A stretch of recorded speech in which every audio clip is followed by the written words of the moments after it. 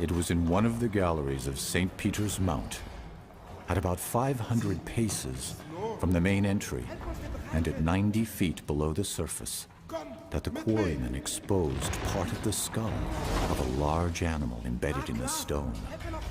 They suspended their work to tell of their discovery to Dr. Hoffman, who had for some years been collecting fossils from the quarries. Dr. Hoffman, observing the specimen to be the most important that had yet been discovered, took every precaution to preserve it in one piece.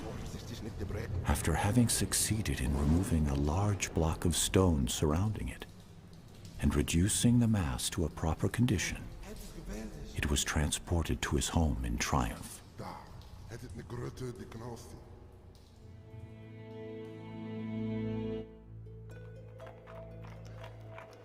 25 years later, after the occupation of Maastricht by the French Revolutionary Army, the famous fossil shows up one cold winter night at the National Museum of Natural History in Paris.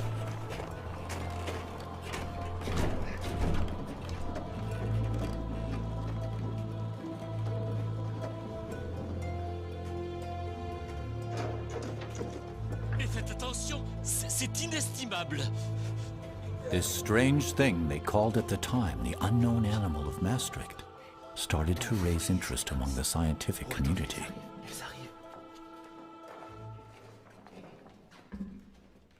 Allons, allons. Encore un effort. Sur la table. En douceur. Allez, messieurs, ouvrez-moi cette caisse. Oui, c'est cela, ouvrez la caisse. Mais faites très, très attention. Messieurs, en même temps. What they discovered that night looked unlike any known living creature.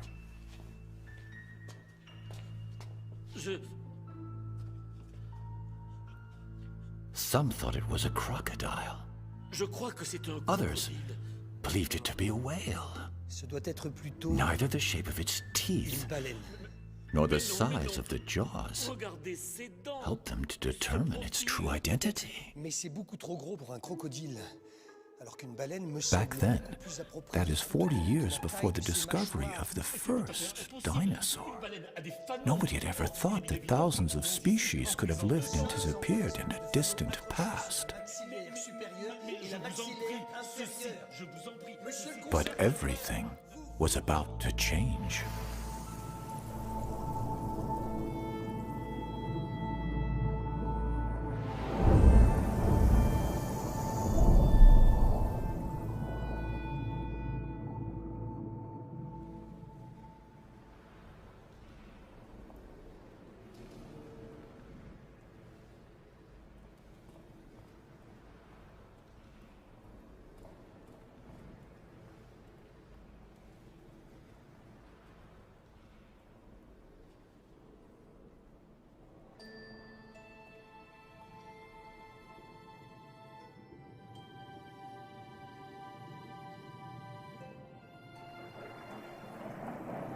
I'm sure marine dinosaurs still exist. My apologies for intruding upon your thoughts, mademoiselle. But strictly speaking, only reptiles that walked on dry land are called dinosaurs. If they lived under the water, they are called marine reptiles. And they all disappeared a very, very long time ago. What happened? You'll see, Julie.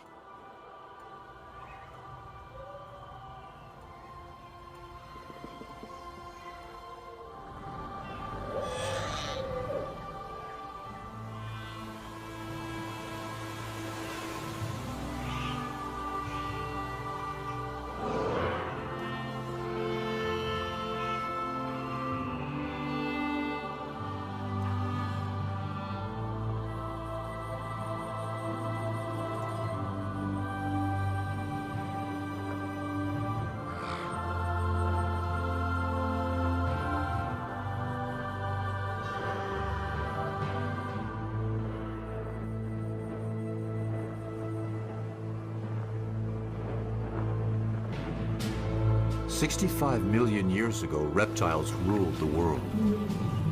On land, in the air,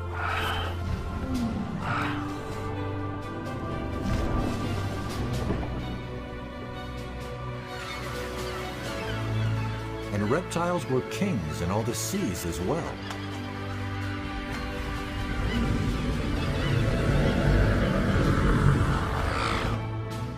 But then came a great cataclysm from outer space. An asteroid 12 miles in diameter struck the Earth. This asteroid's massive impact unleashed the power of more than 100 atomic bombs. The sky went dark, and the Earth's climate changed drastically. 70% of all life on the planet perished. And with the end of the dinosaurs, it was also the end of the reign of the reptile in the sea world. And when did you say that happened? 65 million years ago. So then humans came right after that. Humans will come a little later. How much later? 65 million years. You're kidding. Modern humans like you and I only appeared barely 200,000 years ago. In comparison to the age of the Earth, that's a blink of the eye. 200,000 years? An instant in geological time. Somewhat difficult to comprehend, is it not? Comparing thousands and millions and even billions of years. Don't you agree? Then follow me, Julie. And when you want to stop time, say stop. Stop? All right then, forward to the past.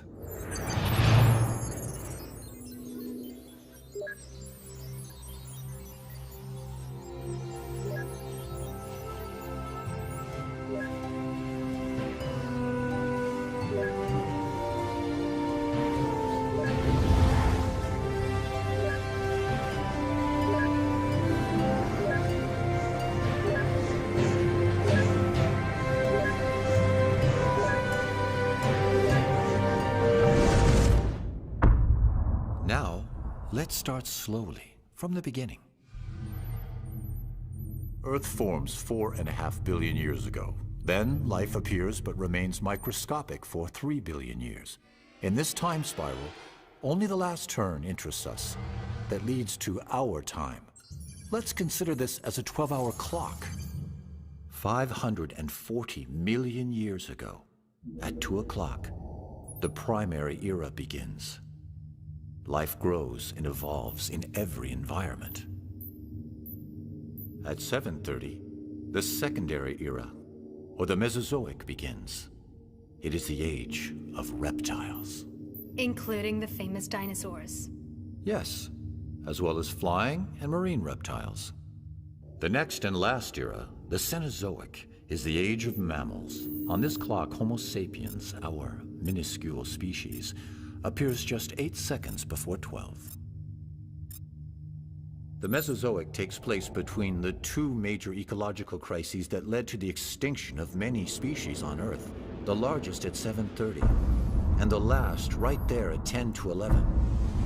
That one caused the extinction of the dinosaurs and large marine reptiles. But how did it start? Well, first, you'll need a microscope. Life on Earth starts in the water as bacteria 3.5 billion years ago. Slowly, this microlife evolves. Then, 650 million years ago, life becomes visible to the naked eye, soft-bodied organisms. The following 400 million years bring with them an explosion of life. New morphological forms appear, reaching considerable sizes.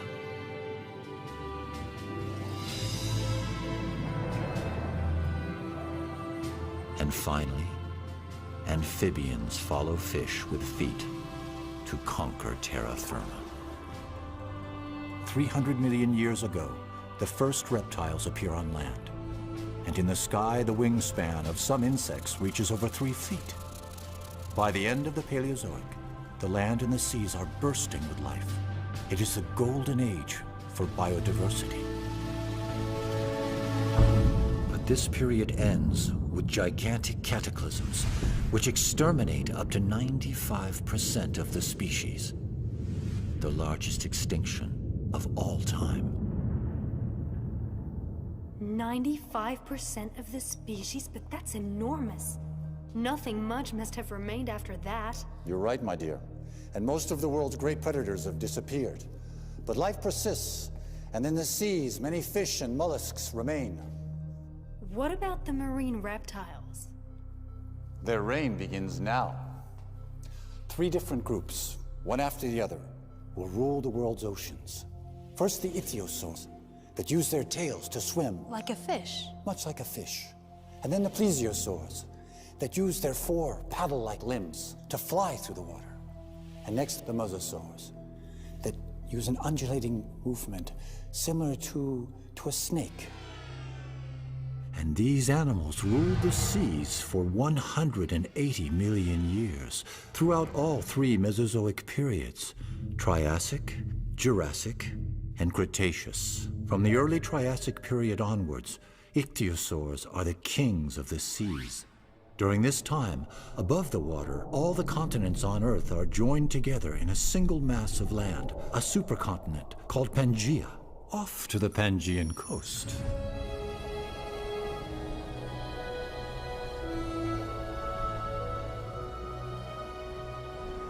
Switzerland? Yes. At this time, most of Europe is underwater, a shallow and warm sea.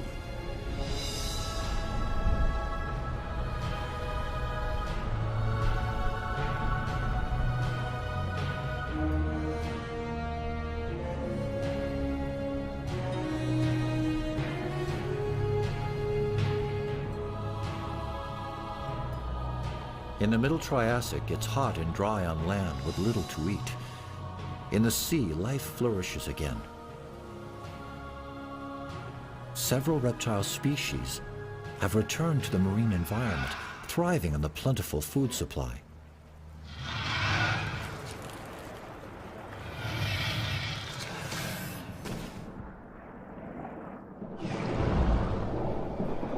The Tanystropheus hold a world record. In proportion to their bodies, they have the longest necks ever recorded. With his flat teeth, this placodont mostly eats seashells and mollusks.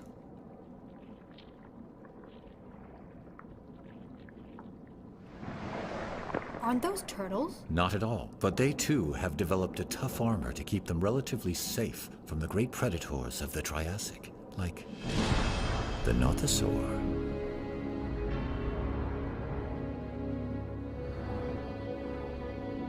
Over 13 feet long. Very dangerous, and an excellent swimmer. But it is no chance of catching up with a Mixosaurus. It looks like a dolphin. Except it's a reptile. Like marine mammals today, it too must come to the surface to breathe. It belongs to the large group of ichthyosaurs, which will rule the seas for some 150 million years.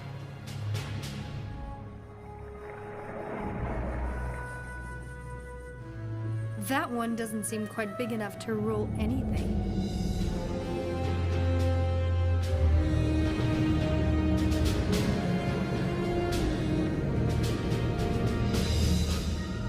There are also some very large ichthyosaurs, some measuring up to 75 feet long and weighing 50 tons, like the Shawnosaurus, the biggest of them all. Wow. Like all ichthyosaurs, it lives in groups and mainly eats mollusks and small fish.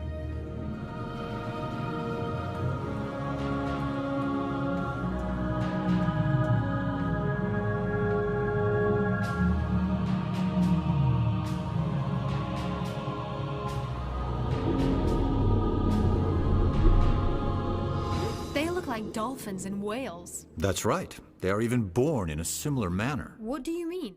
Well, let's hear from an expert. the paleontologist Ryosuke Motani. He has just finished studying some very fine specimens from a famous fossil site in Germany.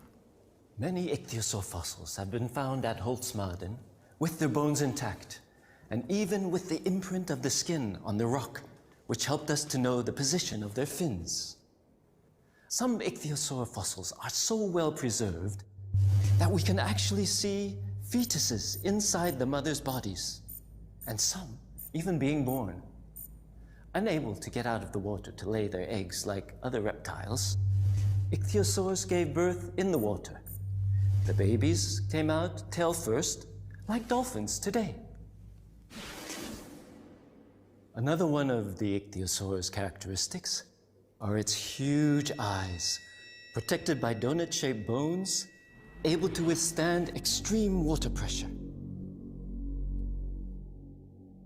A Jurassic ichthyosaur, the Ophthalmosaurus, stands out in the animal kingdom as having the largest eyes in proportion to its body. With these enormous eyes, it could make out its prey in the darkness of great depths.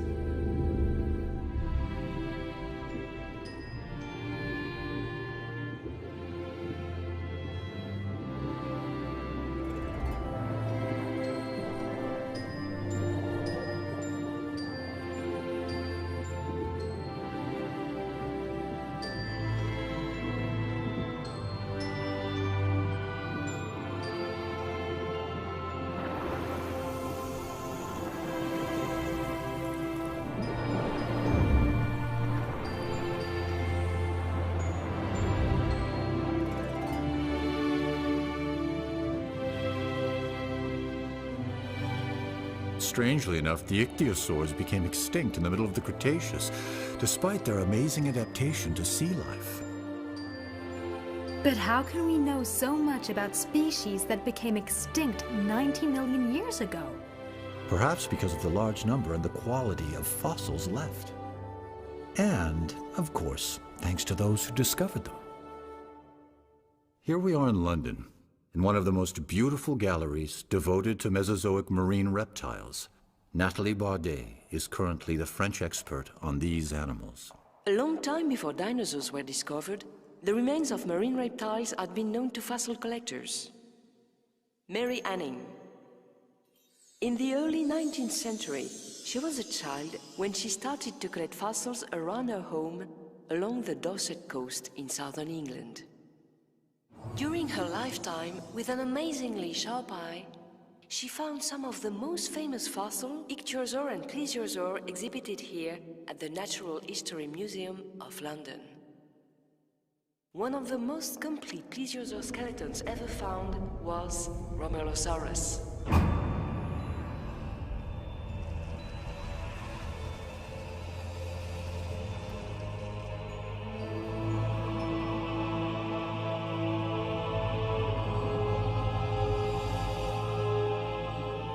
This early Jurassic predator was a powerful swimmer.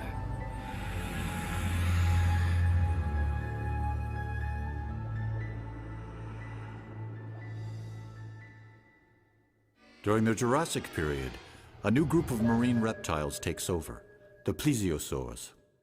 At the beginning of the early Jurassic, Pangaea has started to break up and drift apart into different pieces. It is still hot, but the climate is becoming much more humid. Such conditions are perfectly suited to the development of life all over the world.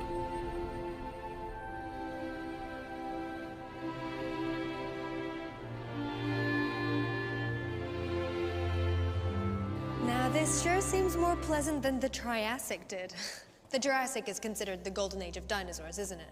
In fact, it's the golden age of life in general, and even much more so for the reptiles. Be they earth, flying, or marine reptiles. With their 4 strong paddles, plesiosaurs soon become the new kings of the seas. The first dinosaur to be named is Megalosaurus, which means great lizard in Latin. A well-deserved name for a 30-foot-long carnivore with a huge appetite. Mollusks like ammonites and belemnites experience an unprecedented growth and are on the menu of most marine predators.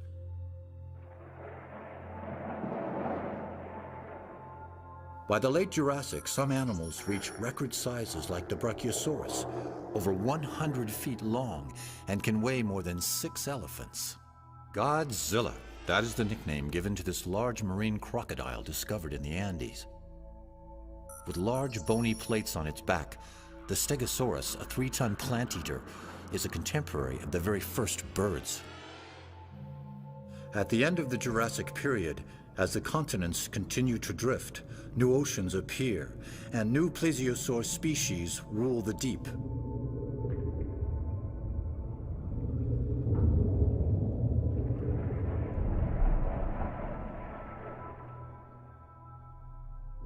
The Liopleurodon is most likely one of the largest ocean predators of the Mesozoic, measuring 49 feet or more.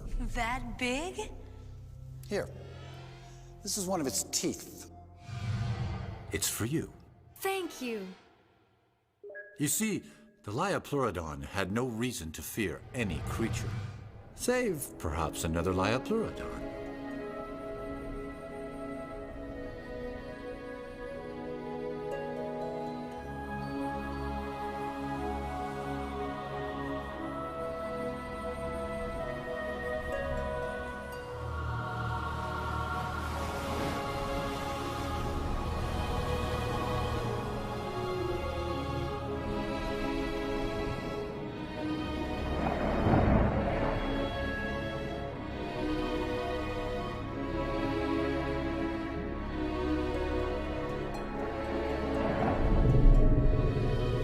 Here is a pair of Liopleurodon. The male is attempting to court the female. Look at her. 50 feet of sheer muscle, 4 deadly paddle-like limbs, and jaws about 10 feet long that hold teeth, even bigger than the one I gave you.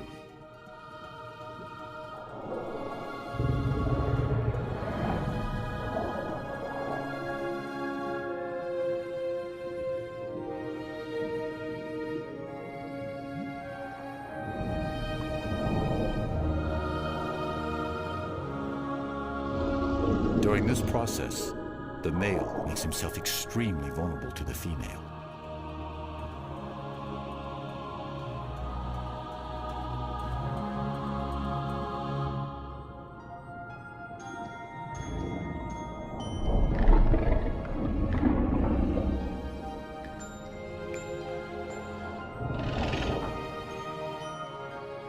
It seems to have worked.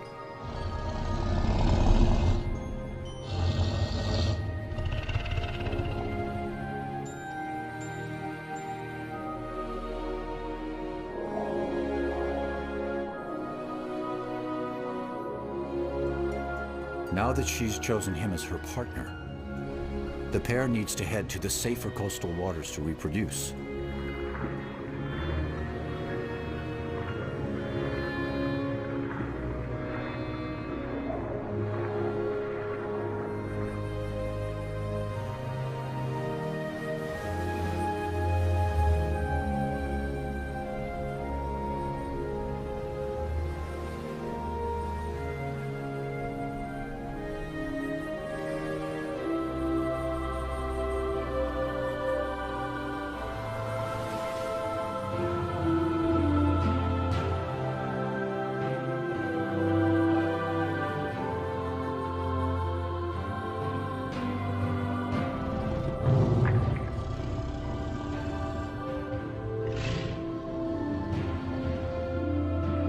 Like sharks, the male Liopleurodon holds on to the female while mating. Their young will be born in a few months.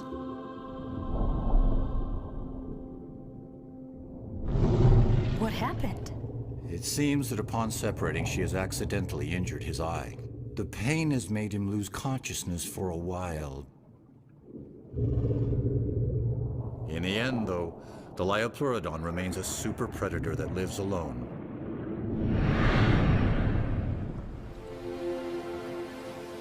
At the end of the Jurassic era, its territory spanned from Europe to South America.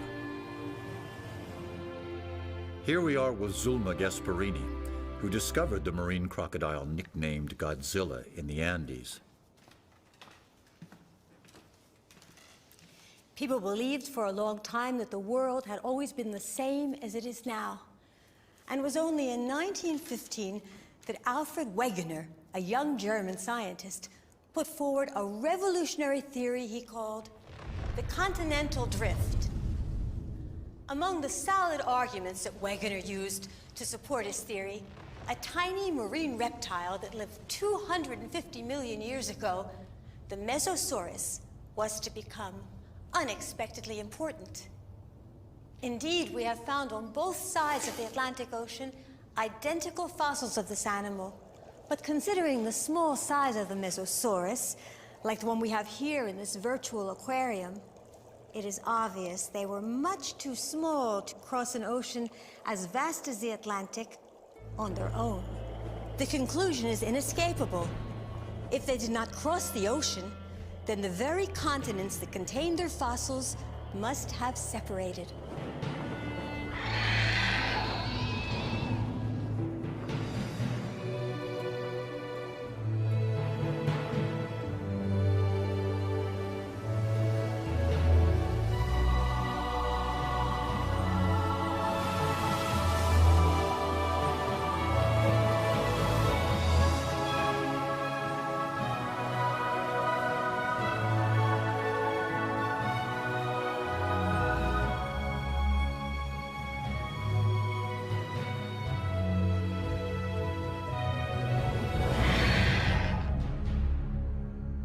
The Jurassic was the age of giant animals. The Leedsichthys is approximately 100 feet long, probably the largest fish of all time.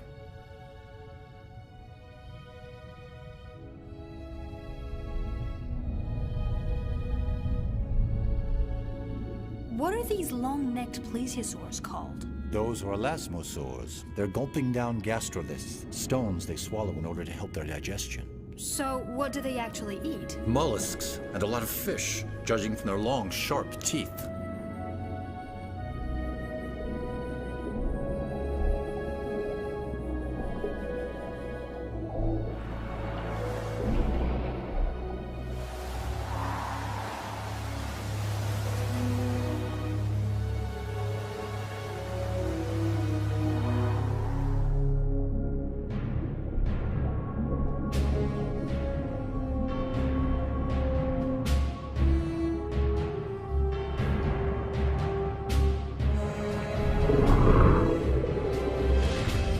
I believe that's the male Liopleurodon that was wounded some time back. Oh yes. With one eye missing, it's not easy.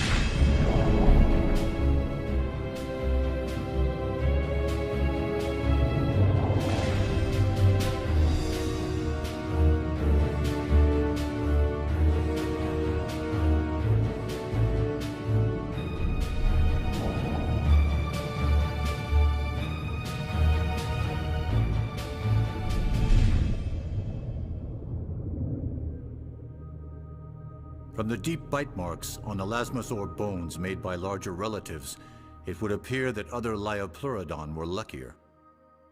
30 million years later, Kronosaurus took Liopleurodon's place at the top of the marine food chain.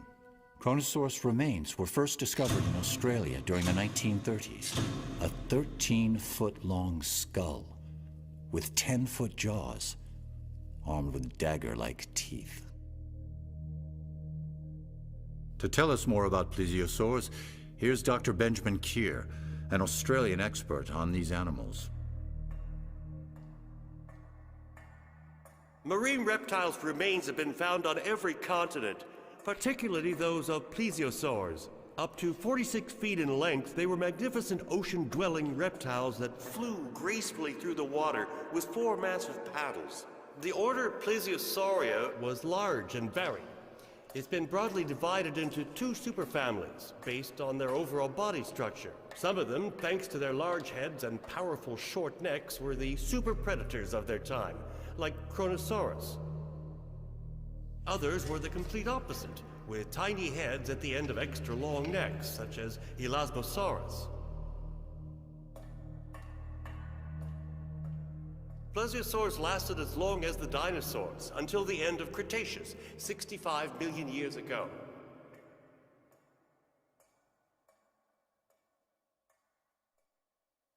The late Cretaceous is the very last period of the Mesozoic era, and it is the age of mosasaurs. The land masses of the Earth have nearly reached their present positions. The interior seas of the Americas retreat, but Europe is still partly covered by shallow waters.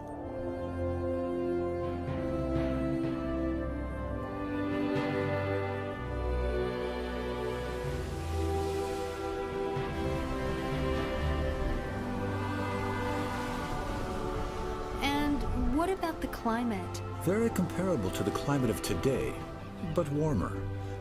A beautiful day for a dip in the Cretaceous Ocean, don't you think?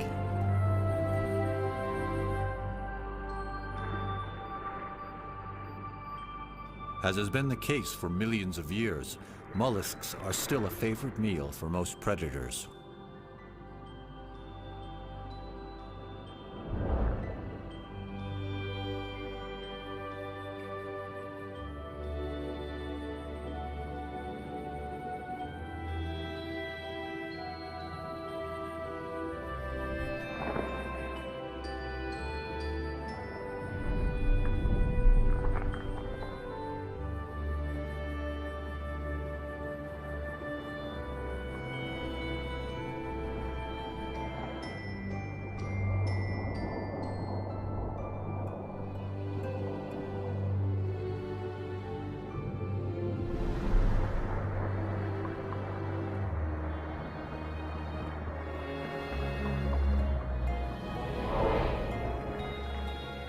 So the plesiosaurs are still around in the Cretaceous?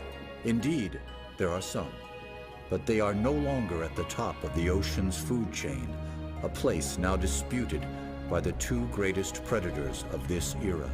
In this corner, the largest fish of the Cretaceous, a 23-foot-long shark. And in this corner, the most powerful marine reptile, the Prognathodon, a 40-foot mosasaur. It looks just like a great white of today. Indeed, just larger.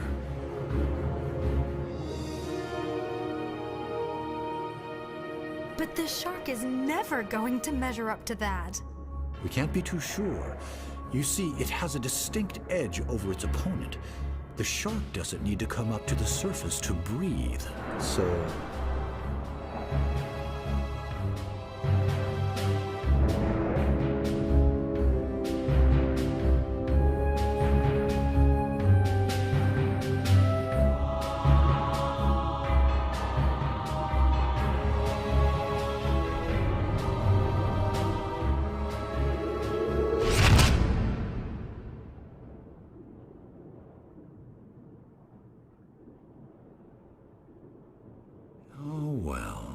I told you the mosasaur was going to win. This time, yes. But it wasn't always the case. We've even found shark teeth embedded in mosasaur bones. So the sharks did get their teeth into them from time to time. By the way, wasn't it a mosasaur that was found in a mine back in the 18th century?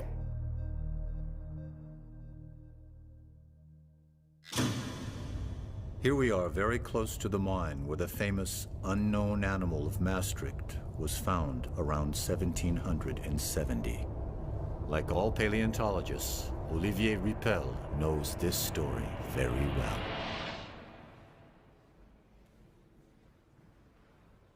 In 1795, when the fossilized mosasaur of Maastricht arrived in Paris, Georges Cuvier was a young 26-year-old anatomist who had just started working there at the Museum of Natural History. This skull was the first great fossil ever to be thoroughly studied by scientists who found it quite difficult to classify this creature. But it was Georges Cuvier who would provide the solution based on comparative anatomy. The reptile from the Meuse River, the mosasaur, was a giant sea lizard, a close relative of the monitor lizards. But this species became completely extinct before the dawn of time. And so, the mosasaur helped to support Cuvier's hypothesis that several universal cataclysms occurred on Earth in the distant past. And thanks in part to this large animal, Georges Cuvier is recognized today as the father of paleontology.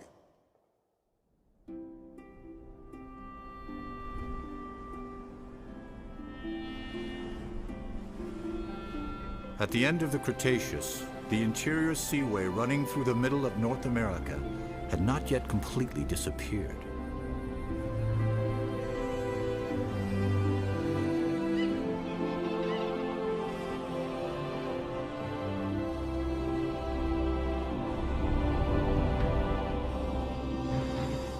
So there are sharks on the other side of the Atlantic as well. In addition to marine reptiles, they are found in all the oceans. Contrary to dinosaurs, marine animals don't have any borders.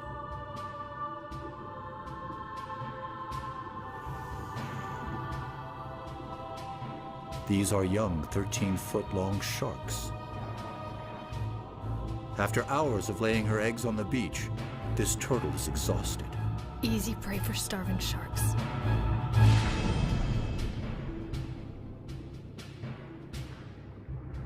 Ah, but they are not alone.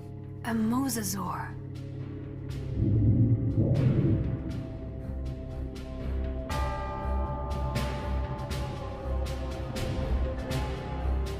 This large predator truly is the marine equivalent of the famous T-Rex.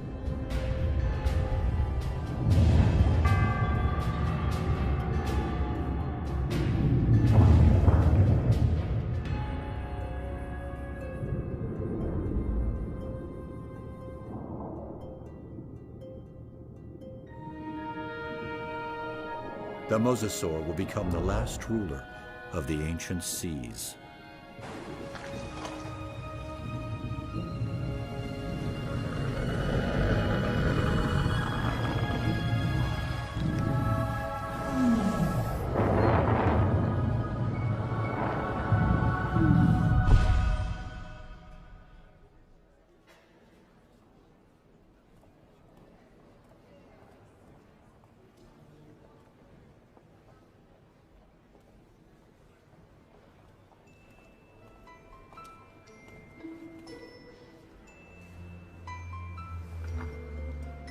This is one of its teeth. It's for you.